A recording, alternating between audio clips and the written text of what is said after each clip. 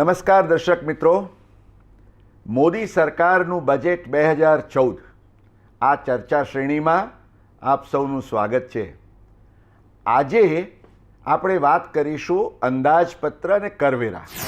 Budget આવે એટલે કરવેરામાં શું રાહત મળશે, કયા વેરા વધશે, શું ઘટશે, સામાન્ય કરદાતાથી માંડીને વ્યાપારી હોય કે ઉદ્યોગકાર, અરે મહિલા કે સિનિયર સિટીઝન પણ કરવેરાની દરખાસ્તો સમક્ષ નજર એમની મીટ મંડાયેલી રહે છે. આ સંદર્ભમાં આજે આપણે સીધા અને આડકતરા કરવેરા એના વિશે ખૂબ જ રસપ્રદ ચર્ચા કરવા માટે આપણી સાથે સ્ટુડિયોમાં 3 મિત્રો ઉપસ્થિત છે.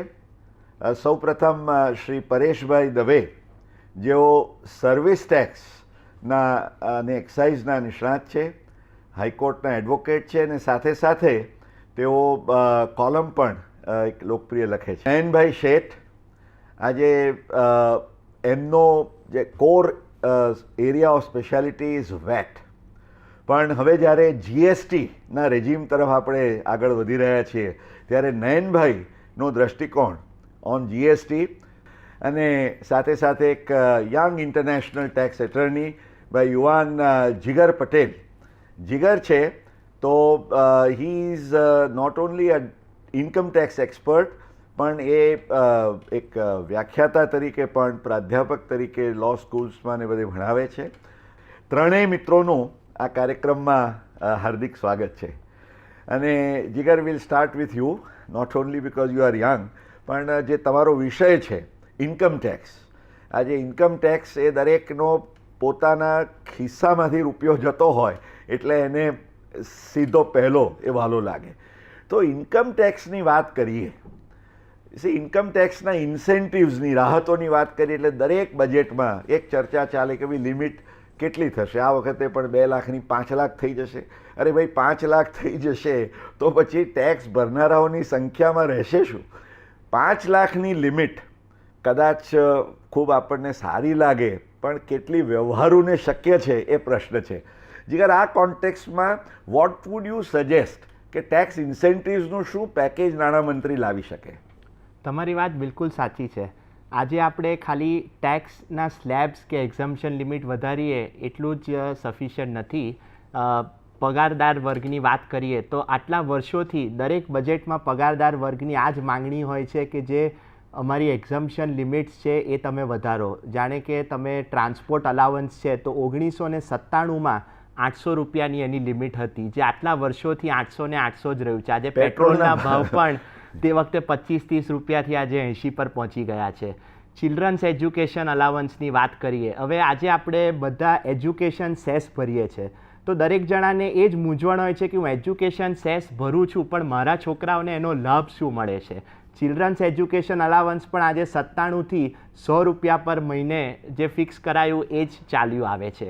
એટલે મારું એવું સૂચન છે કે તમે ખાલી એક્ઝમ્પશન લિમિટ્સની નહીં પણ જે ટેક્સ ઇન્સેન્ટિવ્સ છે એની લિમિટ તમે આટલા વર્ષોથી જે છે એ વધારો.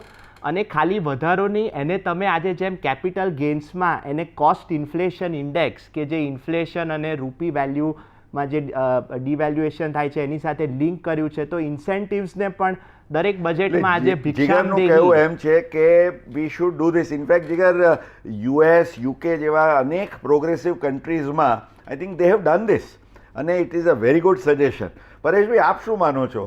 સર્વિસ ટેક્સની વાત કરીએ તો આ તમારી 10 લાખની લિમિટ ક્યારે નક્કી કરવામાં આવી? મુકેશભાઈ, 10 લાખની જે લિમિટ છે 2008માં શરૂ થઈ હતી, પણ એમાં એક્સાઇઝની આપણે વાત કરીએ તો 1.5 કરોડનું જે સ્મોલ સ્કેલ એક્ઝમ્પશન છે એ 2003માં એ આંકડો કર્યો હતો. એમાં કોઈ ફેરફાર થયો નથી. એટલે મારું સૂચન એવું છે કે ભલે તમે ટેક્સના દર વધારો, કારણ કે 8%ના 10ના 12% થયા, પણ સાથે સાથે જે સ્મોલ સ્કેલ મેન્યુફેક્ચરર છે, સ્મોલ સ્કેલ સર્વિસ પ્રોવાઈડર છે, એમને કોઈ રિયાલિસ્ટિક એક્ઝમ્પશન મળે એવું કરો. આજે આ 1.5 કરોડ રૂપિયા સુધીનું એક્ઝમ્પશન મળે છે એક્સાઇઝમાં, અને જો 4 કરોડ રૂપિયા સુધીનું ટર્નઓવર હોય તો એ સ્મોલ સ્કેલ મેન્યુફેક્ચરર ગણાય. ઓકે, એટલે 4 કરોડ સુધીનું એનું ટર્નઓવર હોય તો એને 1.5 કરોડનું એક્ઝમ્પશન મળે. એ સ્મોલ સ્કેલ ગણાય. આ 2003થી લિમિટ છે. એટલે આજે એ 4 કરોડ છે એના એ લોકોએ ઓછામાં ઓછા મારા હિસાબે 10 થી 15 કરોડ તો કરવા પડે, જી. કારણ કે 4 કરોડની કિંમત જે 2003માં હતી એ આજે એબ્સોલ્યુટલી. હા.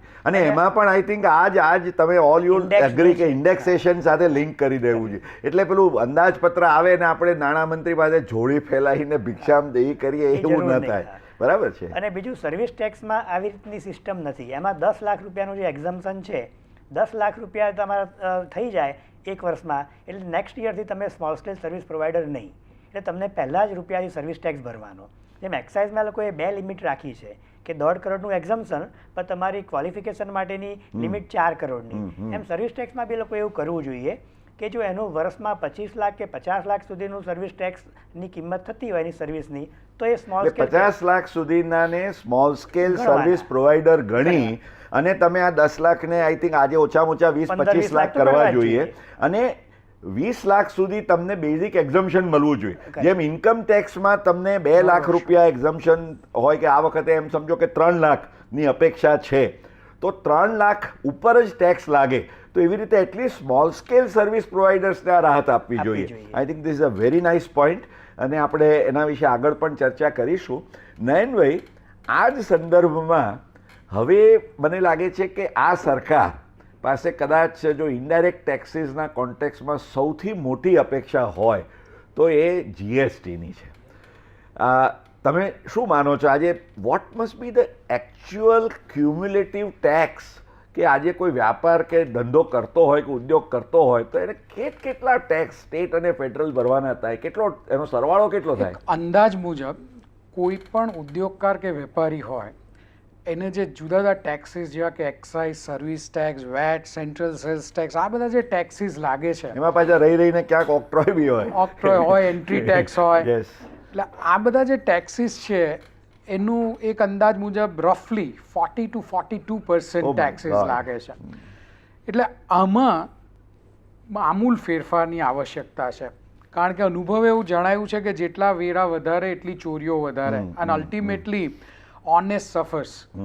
એના બદલે એક માળખું રચી અને બધા જ ટેક્સીસનો સરવાળો બાય વે ઓફ જીએસટી 15% 18% કે 20% બી ધારો કે કરી દે તો large extent tax evasion avoid કરી શકાય, બેઝ ઓફ ટેક્સેશન ઇન્ક્રીઝ કરી શકાય, અને એ રીતે રાજ્યની ને દેશની આવકમાં વધારો થાય અને છતાં કોઈને એનો બહુ મોટો ભાર ન લાગે એવું થઈ શકે.